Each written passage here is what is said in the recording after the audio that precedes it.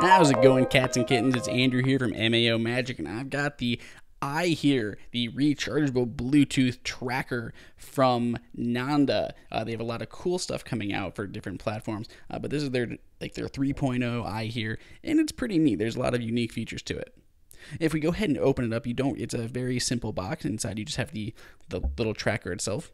Underneath you have the charging cable, because this is not like the Tile, which just gets used for about a year and then gets thrown away or recycled through them. You do have a recharging cable, which allows it for quite a bit of time without having to recharge, which is very handy on one side because you don't have to buy a new one, but on the other side you do have to recharge it, and it uses that kind of proprietary cable to charge it. You don't just have one of those laying around your house. On the back, you can see that little dot, which is going to be our speaker grill. On the bottom, you can see where we go ahead and charge this at. And on the front, it's actually a little button, which is actually really cool.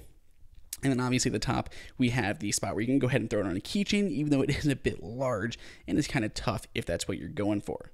Hardware-wise, this does feel a little bit cheap. I was kind of disappointed. It was a little bit thick and a little bit lighter weight than I would have hoped for. We can go ahead and download the iHere app for Android or iOS in this case. You simply hit the plus button in the top right-hand corner and then place your iHere on the screen. You may get a warning if you're not quick enough when it tries to scan. You do have to hit retry, press the button, and then hit scan, and it'll start looking for that, and basically just a way to pair it. Tile has a similar feature. Once paired, you're granted a few different options, such as choosing an avatar, choosing a name for the device if you have multiple of them, allow you to toggle on that separation alarm, which just lets you know if you've let something behind, whatever this is connected to, say your keys or your wallet. It lets you know the battery as well as what firmware version. Once you go ahead and save that, it's going to ask you to create an account, so simply enter in your email to register this to.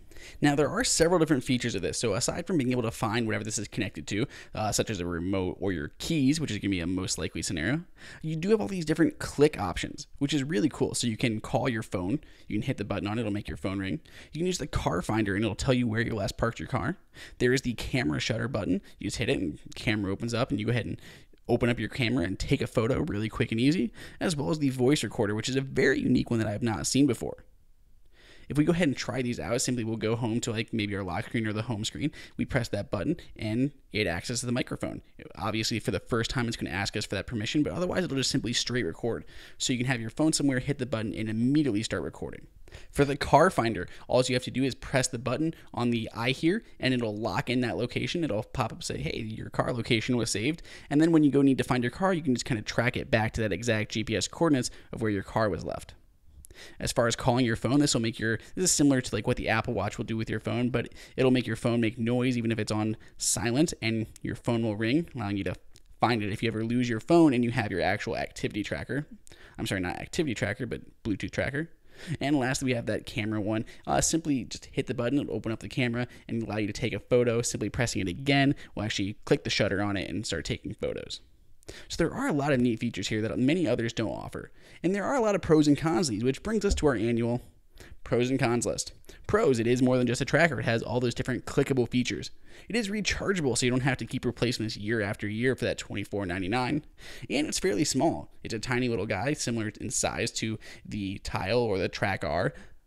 If we look at the cons, however, the hardware feels a little bit cheap, but it is on the cheaper end of the market, so I don't really blame them. It has a proprietary charger, so you can't just go ahead and use a micro USB or something. You have to use their kind of tiny little one, which I guarantee you're going to lose, especially when you don't have to charge it that often. It's also fairly thick, so it's not like the Tile where you can maybe put it into a wallet. That's probably not going to work. It's most likely going to end up on your keys.